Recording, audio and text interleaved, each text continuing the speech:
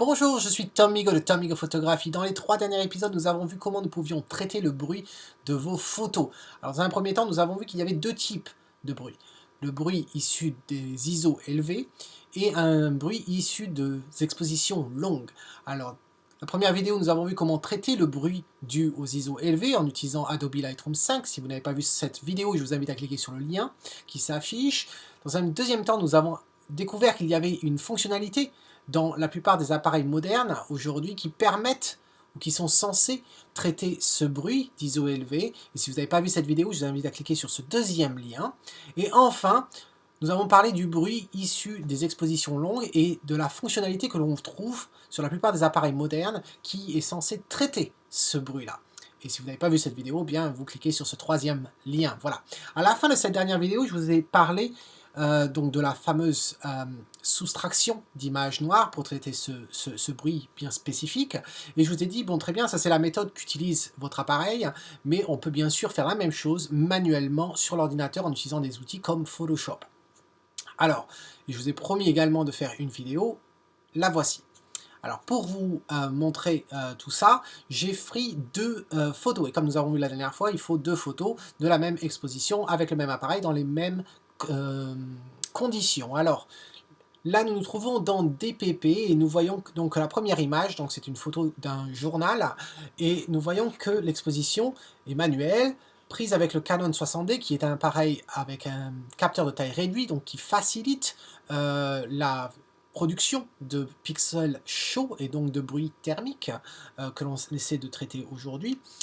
Une exposition de 30 secondes avec une ouverture à f22 et un ISO à 100. ISO à 100 pour vous montrer qu'on n'a pas besoin de monter les ISO pour avoir des hot pixels, dans des pixels chauds. Alors, qu'est-ce que l'on voit sur cette photo? Eh bien, clairement, il y a du bruit. Alors, j'espère que vous voyez sur YouTube, mais en gros, on en a un là. Alors, je vais zoomer à 100% pour mieux le voir. Alors, je vais déplacer. On l'a bien là, regardez ce beau rouge là qui s'affiche. On a du blanc ici, ici aussi, on a plein de petits points blancs qui s'affichent. Et si on monte un peu plus haut, on en voit deux, même trois qui sont faciles à voir. Alors, premièrement, vous voyez qu'il y en a un mauve ici. Donc comme je vous ai dit la dernière fois, c'est pas forcément rouge ou blanc. Ça peut être un peu mauve. À partir du moment où c'est blanc. C'est plus clair que le reste des pixels qui sont autour. Voilà. Donc on a un violet mauve ici, on en a un petit blanc ici, et puis on a un beau rouge. Ici on a d'ailleurs même un violet en haut dans le noir ici. Voilà. Mais les deux là sur le E sont faciles à reconnaître. Et donc j'ai pris une deuxième exposition où j'ai mis là le cache sur l'objectif et bien sûr la même exposition, donc les mêmes paramètres, 30 secondes, f22, ISO 100 et avec le même appareil dans les mêmes conditions, même température, etc. Et voilà ce qu'on obtient, donc une photo noire, voilà. Et vous remarquez, comme je vous ai dit la dernière fois, que les hot pixels, donc ces pixels chauds, apparaissent au même endroit puisque les conditions sont identiques. Alors qu'est-ce que je vais faire ensuite? J'ai converti ces deux fichiers RAW en des fichiers TIFF et nous allons aller dans Photoshop pour faire ce traitement de soustraction d'images noires. Alors, pourquoi j'utilise pas Lightroom? Eh bien, comme je vous ai expliqué dans l'épisode précédent, Lightroom utilise, tout comme Photoshop, le moteur d'interprétation du fichier RAW qui est Camera Raw. Et Camera Raw, quand il interprète votre fichier RAW, va avoir tendance à traiter déjà ce bruit thermique, ces fameux pixels chauds. Et donc vraiment pour illustrer le mécanisme de la soustraction d'images noires, j'ai décidé en fait d'être sûr que Camera Raw n'intervient pas du tout dans ce que l'on fait là. Donc voilà, donc j'ai converti déjà ces deux fichiers là, vous voyez je ne fais aucune manipulation sur ces fichiers, converti en fichier TIFF et on va dans Photoshop. Nous sommes dans Photoshop, donc là je fais apparaître mon navigateur, je glisse les deux images et donc on a bien nos deux images et on remarque bien par exemple qu'on a toujours le bruit, donc on le voit là sur le E. Voilà. Là, on a notre image noire. Alors, qu'est-ce qu'on va faire? Eh bien, on va sélectionner toute notre image. Donc, on va faire un CTRL A pour sélectionner tout. On va faire un CTRL C. Alors, je dis CTRL si vous êtes sur PC, mais sinon, c'est commande, bien sûr. Donc, CTRL ou commande C pour copier cette image. Et puis, on retourne sur l'image principale. Voilà. Et on va faire un CTRL V ou commande V pour coller. Voilà. Et vous apercevez qu'on a un calque, en fait, qui vient se créer devant, par-dessus l'image principale avec notre image noire. Voilà. Alors, Ce que je vais faire dans un premier temps, notez que c'est pas essentiel, je veux simplement le faire pour que vous voyez bien les pixels. Je vais rajouter de la luminosité, donc je vais augmenter la luminosité, voilà, ça va juste toucher les points clairs, donc on voit un peu mieux les pixels sur cette image noire, voilà.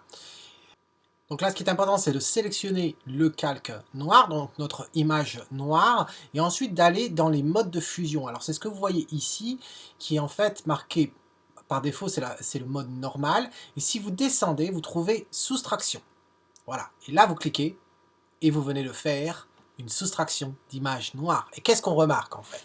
Eh bien, zoomons, zoom, zoom, zoom, garçon, on zoome et on regarde le E, le fameux E là. Eh bien, on n'a plus de pixels. Le hot pixel, le pixel chaud. Si je désélecte, donc si je cache en fait cette image noire, vous voyez, il réapparaît. Je le resélecte, il disparaît. Donc voilà ce qu'on vient d'appliquer en fait. C'est exactement ce que fait, ou essaie de faire en fait, votre appareil photo, ce qu'on a vu la dernière fois dans l'autre épisode. Voilà, il n'y a rien de plus ni moins.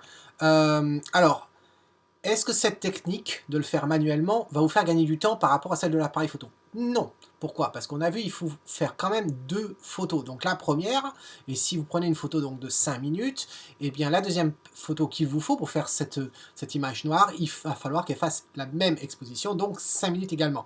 Donc ça ne change rien. Si vous aviez activé sur votre appareil ce mode de gestion du bruit des expositions longues, l'appareil aurait fait cette deuxième exposition automatiquement de 5 minutes. Voilà. Donc à ce niveau-là, ça ne change rien. Et en l'occurrence, si vous choisissez cette méthode d'utiliser Photoshop, là, pour le faire manuellement, cette soustraction d'image noire, bien sûr, ça va prendre plus de temps parce que vous rentrez chez vous, il va falloir appliquer cette soustraction. Alors que si vous appliquez la méthode de tout faire dans l'appareil, bien sûr, vous rentrez chez vous, vous n'avez plus qu'à utiliser votre image unique, puisque vous n'aurez pas cette image noire, et la traiter. Moi, personnellement, je pense que le résultat aura tendance à être quand même mieux quand vous le faites dans Photoshop ou un autre outil. Alors là, je parle de Photoshop parce que c'est celui que j'utilise, mais dans le blog, donc je vous invite à, si vous découvrez cette vidéo à partir de YouTube, sachez que tous les épisodes que je sors sur YouTube, il y a un article que j'écris sur mon blog, sur mon site tomigophotography.com. Et alors, notez quand même que mon article est toujours écrit en anglais, mais sur la page française. Donc si vous arrivez sur la page française, vous allez avoir l'outil de Google Traduction qui va vous traduire tout ça en français. Alors grammaticalement, c'est pas parfait, mais j'espère que ça peut vous aider. Voilà. Et pour ceux qui se demandent pourquoi je l'écris en anglais, eh bien parce que j'habite à Édimbourg et que j'habite pas en France et que voilà, ma langue principale c'est l'anglais.